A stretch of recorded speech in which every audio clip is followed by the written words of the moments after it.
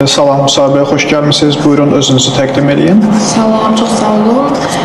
Adım Nigardır, 22 yaşım var. Bakı Dövlət Universitetində fəlsəfəni bitirmişəm, həm magistr, həm bakalavr. Bədən dili doğru deyil. Özünüzü sərbəst şəkildə təqdim eləməlisiniz. Daha rahat olmalısınız. Səs timbriniz biraz yüksəkdən olmalıdır. Sizi rahat dinləyə bilməliyik.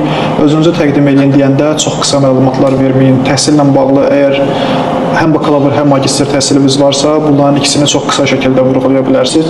CV ilə birlikdə gəlməyiniz sizə də uyğundur. Əlavə CV-də qeyd eləmədiyiniz, gizli saxladığınız bir məqamı özünüz haqqında vurğulamalısınız ki, müsahibin diqqətini iş yerindən nə üçün ayrılmışdınız?